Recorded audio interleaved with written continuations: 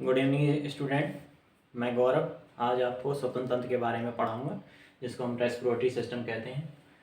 स्वतंत्र तंत्र, इसके बारे में हम पहले समझेंगे ये क्या होता है और इसको कैसे करते हैं। अंगों का वैसा समूह जो श्वसन क्रिया में सहायक होता है, उन्हें सामूहिक रूप से स्वतंत्र तंत्र कहते हैं। यानी कहने का मतलब ये है, अंगों का ऐसा समूह जो भी उसमें समूह कार्य करते हैं वो स्वतंत्र तंत्र कहलाते हैं। सारे अंग मिलकर एक तंत्र बनाते हैं जिसको हम स्वतंत्र तंत्र कहते हैं। प्रत्येक जीव को जीवित रहने के लिए ऑक्सीजन की ज़रूरत पड़ती है, क्योंकि ऑक्सीजन ही हमारे द्वारा खाए गए भोजन का ऑक्सीडेशन करके हमें ऊर्जा प्रदान करती है। जो हम ऑक्सीजन ग्रहण करते हैं और जो हम भोजन करते हैं उसका ऑक्सीडेशन द्वारा हमारे शरीर में उस भोजन को एब्जॉर्ब किया जाता है और हमें उससे ऊर्जा मिलती है। ऑक्सीकरण के बिना हमारे जो भोजन है उसका श्वसन करना ही मुश्किल है और ऑक्सीडेशन के बिना श्वसन तंत्र कंप्लीट नहीं होता है। ठीक है। ऑक्सीकरण द्वारा ऊर्जा तथा ऊष्मा, जो हम सांस लेते हैं और जो हमारे शरीर में ब्लड का फ्लो हो रहा है, उससे हमारे शरीर में ऊर्जा आती है ऊर्जा आती है तथा ऊष्मा दोनों ही आती है। सांस लेने से हमारे शरीर में गर्मी बनी रहती है, क्योंकि एक इंसान के मरने के बाद जब एक इंसान की डेथ हो जाती है तो उसका ब्लड का फ्लो बंद हो जाता है और वो सांस लेना बंद कर देता है। इस वजह से उसका शरीर ठंडा पड़ जाता है। ठीक है। अपचायी माने होता है, ये एक कैटाबॉलिक क्रिया है। अपचायी माने तोड़ना, ये एक तोड़ने वाली क्रिया है। ठीक है। अपचायी क्रिया जिसको हम हिंदी में तोड़ना कहते हैं। चलिए देखते हैं इसमें श्वसन के जो अंग हैं वो कौन कौन से अंग इसमें लगते हैं और कैसे हमारा ये कार्य करता है। ठीक है। चलिए देखते हैं। स्तनधारियों में श्वसन जो है फेफड़ों द्वारा होता है। हम सभी स्तनधारी हैं, जो जीव जंतु, गाय, भैंस, कुत्ता, बिल्ली, ये सभी स्तनधारी हैं जिनमें फेफड़ों द्वारा श्वसन होता है। ठीक है। कीटों में श्वसन नली द्वारा होता है, जिसे हम ट्रैकिया कहते हैं। कीटों में श्वसन नली द्वारा होता है, जिसे हम ट्रैकिया कहते हैं। जलीय जीवों में यही श्वसन क्लोम या गिल्स द्वारा होता है, जैसे कि मछली में आपने देखा होगा कि उसके गिल्स होते हैं, गिल्स द्वारा मछली श्वसन करती है। ठीक है। आगे देखते हैं। मेढक में यही श्वसन जो है जमीन पर जब वो होता है तो फेफड़ों द्वारा अपना श्वसन करता है। ठीक है। और यही जो भूमिगत होता है, यानी जब वो मेढक भूमिगत हो जाता है, जमीन के अंदर चला जाता है, तो यही जो श्वसन जो है अपनी त्वचा द्वारा, स्किन के माध्यम से वो करता है। मेढक का जो छोटा बच्चा होता है, जब मेढक छोटे छोटे होते हैं तो बच्चा होता है तो उसमें वो गिल्स द्वारा श्वसन करता है। ठीक है। आगे हम प्रॉपर समझते हुए चलेंगे। आगे समझेंगे ब्रीथिंग क्या है। श्वासोच्छ्वास, ये क्या होता है। सांस को अंदर लेना, सांस को बाहर छोड़ना, श्वासोच्छ्वास यानी ब्रीथिंग कहलाता है। ठीक है। चलिए देखते हैं। अंदर लेना निःश्वसन यानी इंस्पिरेशन, और बाहर छोड़ना निःश्वसन, इन एक्सपिरेशंस कहते हैं। ठीक है। देखिए, वायुमंडल में जितनी ही गैसें हैं उतनी ही गैसें तो हम एक्सेप्ट करेंगे, उतनी ही गैसों को हम अंदर लेंगे। भाई, वायुमंडल में आपने बचपन से ही पढ़ते आए होंगे कि नाइट्रोजन की मात्रा जो है 78% होती है, ऑक्सीजन की मात्रा 21% होती है और कार्बन डाइऑक्साइड 0.03% होती है। भाई, जितनी वायुमंडल में जो गैसेस हैं उनको हम लेते हैं, और अब छोड़ने की बात होती है, हम छोड़ते कितनी हैं। देखिए, नाइट्रोजन हमने 78% ली और 78% को हमने पूरा बाहर छोड़ दिया। ठीक है। ऑक्सीजन को हमने 21% लिया, लेकिन हमने छोड़ा कितना, 16%। ठीक है। यानी 4% हमने ऑक्सीजन अपनी बॉडी में रख ली। आगे देखते हैं। कार्बन डाइऑक्साइड 0.03% थी, जिसको हमने 4% छोड़ा, यानी कि हम ले तो 1% नहीं रहे हैं, लेकिन हम छोड़ कितना रहे हैं, हम 4% कार्बन डाइऑक्साइड को छोड़ रहे हैं। ठीक है।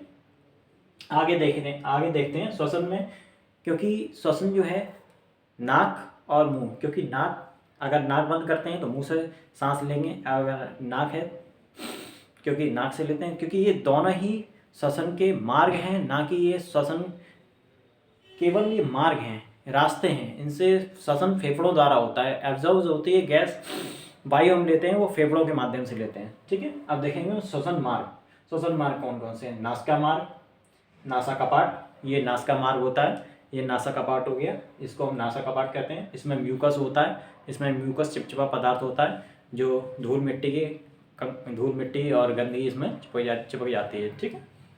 ग्रसनी जिसको फेरिंग्स कहते हैं, यही आगे हलक, यदि मुंह खोलते हैं तो उसमें हलक दिखाई देता है, यही हलक में भोजन और हवा दोनों का इसमें अंदर जाते हैं। स्वरतंत्र जिसको हम लैरिंग्स कहते हैं, स्वरतंत्र जिसको हम लैरिंग्स कहते हैं, ये इसी को हम साउंड बॉक्स भी कहते हैं, यहाँ पर ये साउंड बॉक्स होता है, ठीक है। आगे होता है श्वास नली जिसको हम ट्रैकिया कहते हैं, ठीक है। आगे समझते हुए चलेंगे। ब्रोंकाई, ब्रोंकियोल्स, कोपिका, एलोवेली, रक्त में ब्लड होता है और सेल्स के माध्यम से ये आगे हीमोग्लोबिन द्वारा हमें ऊर्जा प्राप्त होती है और ये ऑक्सीजन हमारे ब्लड में पूरा फ्लो हो जाता है। चलिए एक बार और समझते हैं। देखिए, नासिका मार्ग, नासा कपाट, फेरिंग्स हलक, लैरिंग्स, और मैंने अब जैसा आपको बताया ट्रैकिया, ब्रोंकाई, ब्रोंकियोलिस, आगे जाके ब्रोंकियोलिस हो जाता है, फिर कूपका, एलोवेली और ब्लड। देखिए मैं इसको आपको ग्राफ से समझाता हूँ, ग्राफ से मैं आपको समझाने की कोशिश करूँगा। देखिए ये हमने श्वसन किया, ये ट्रैकिया में आया, यहाँ पर सी आकार के छल्ले पाए जाते हैं, ये कार्टिलेज होता है। ये जो श्वसन जब हम करते हैं तो ये पाइप में एक सी आकार के छल्ले होते हैं, जिससे ये हमारे जो नासिका मार्ग में जो ये पाइप है इसको पकड़ने का काम करता है, वरना अन्यथा ये पाइप चिपक जाएगा, ठीक है। इसको पकड़ने का सी आकार के टाइप होते हैं, कार्टिलेज होता है जिसको हाइमेन कार्टिलेज कहते हैं, ठीक है। आगे ट्रैकिया द्वारा श्वसन होता है, यहाँ तक ट्रैकिया होती है, इसको फिर ब्रोंकाई कहते हैं, ब्रोंकियोल्स हो जाते हैं, ये ब्रोंकियोल्स है, जैसा कि आप देख पा रहे हैं, ये ब्रोंकाई, ब्रोंकियोलिस, ये ब्रोंकियोलिस, और ये गुच्छे के आकार की जो आप संरचना देख रहे हैं इसे हम एल्यूवेली कहते हैं, ठीक है। गुच्छे के आकार की संरचना होती है, यहीं पर ब्लड होता है और ब्लड क्योंकि ब्लड में हीमोग्लोबिन होता है और हीमोग्लोबिन की वजह से ही ऑक्सीजन का अवशोषण करके पूरी बॉडी में हीमोग्लोबिन ऑक्सीजन को भेजता है, ठीक है। देखिए आगे, और इस पर जो है मैंने आपको बताया कि फेफड़ों के ऊपर एक प्लूरा मेम्ब्रेन नाम की एक झिल्ली होती है, ठीक है। यहाँ पर आप देख रहे हैं कि नीचे यहाँ पर डायफ्राम होता है, जो डायफ्राम जो है 70% जो है श्वसन में 70% का इसकी हिस्सेदारी होती है, यही काम करता है, क्योंकि श्वसन का जो है फेफड़ों द्वारा तो ग्रहण कर लिया जाता है, वायु को फेफड़ों द्वारा तो लिया जाता है, लेकिन जो बाहर फेंकने का वायु को काम है वो यहाँ पर डायफ्राम होता है। डायफ्राम धक्का लगाता है और धक्का नीचे से लगाने के बाद वायु को बाहर फेंकता है, क्योंकि फेफड़ों में इतनी कैपेसिटी नहीं है कि वो अपनी वायु को बाहर फेंक पाए, ठीक है। तो यही मैंने आपको, जैसा कि मैं समझाता चल रहा हूँ शुरुआत से ही, यहाँ पर जो है एलोवेली होती है, यहाँ पर ब्लड होता है, ब्लड में हीमोग्लोबिन की वजह से ऑक्सीजन पूरे शरीर में भेज दी जाती है, ठीक है। और वापसी में जब हम सांस को बाहर फेंकते हैं तब ये CO2 जो कार्बन डाइऑक्साइड होती है, कार्बन डाइऑक्साइड यहाँ पर आने के बाद एलोवेली में यहाँ से आने के बाद वायु द्वारा बाहर फेंक दी जाती है, ठीक है। इस तरह से आगे ये श्वसन हमारा कंप्लीट होता है, ठीक है। आगे देखते हैं इसकी एक, क्योंकि ये सीरियल से लगाते हैं और ये सीरियल से लगाने की एक ट्रिक मैं आपको यहाँ पर, छोटी सी ट्रिक मैं आपको बता रहा हूँ, ठीक है। छोटी सी ट्रिक है जो मैं आपको बताऊँगा, जैसे nose, pharynx, larynx, trachea, bronchi, bronchioles और एलोवेली।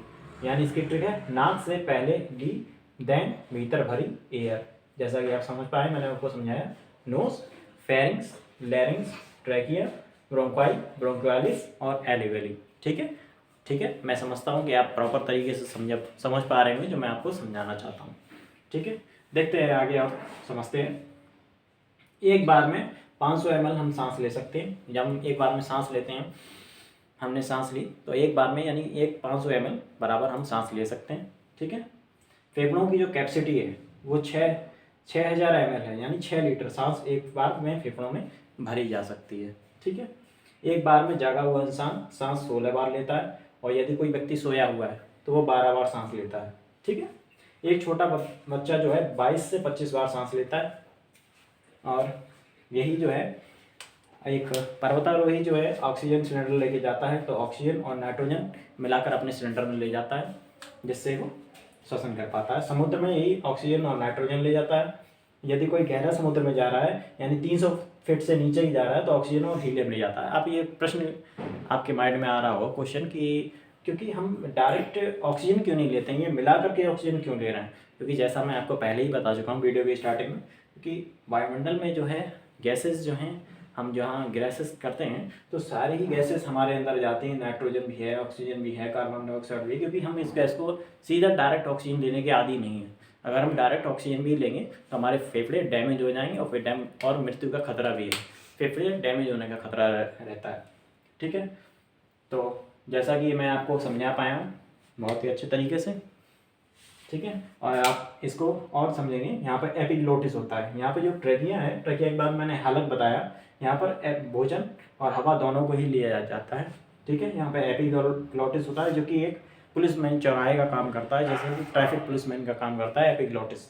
ठीक है, क्योंकि जब हम हवा को लेते हैं तो ये एपिग्लोटिस इधर हो जाता है, यानी कि ये एपिग्लोटिस यहाँ पर हो जाता है, फूड पाइप को बंद कर देता है और हमारा जो हवा मार्ग जो है वो खुल जाता है, तो हवा हमारे फेफड़ों तक चली जाती है। ठीक है, और यही जब हम भोजन करते हैं तो एपिग्लोटिस जो है वो वायु मार्ग को बंद कर देता है और भोजन हमारे आमाशय तक चला जाता है। ठीक है, लेकिन जैसा कि कभी कभी आपने देखा होगा खाना खाते समय हिचकी भी आती है। तो हिचकी इसलिए आती है, कभी कभी ऐसा हो जाता है कि दिमाग को केवल दिमाग एपिग्लोटिस को कंट्रोल करता है। ठीक है, कहीं हम किसी विचारों में कहीं खोए होते हैं या कहीं हमारे थॉट्स चल रहे होते हैं तो दिमाग एपिग्लोटिस को कंट्रोल नहीं कर पाता, क्योंकि दिमाग तो कहीं और किसी के ख्यालों में खोया है या जो भी है। जैसा कि मैं बता पा रहा हूँ कि एपिग्लोटिस जो है कंट्रोल करता है, दिमाग द्वारा कंट्रोल होता है। दिमाग यदि कहीं सोच में लगा हुआ है या कहीं बातचीत करने में लगा हुआ, तो इसीलिए बुजुर्ग भी कहते हुए चले आए हैं कि खाना खाते समय बात नहीं करनी चाहिए, है ना।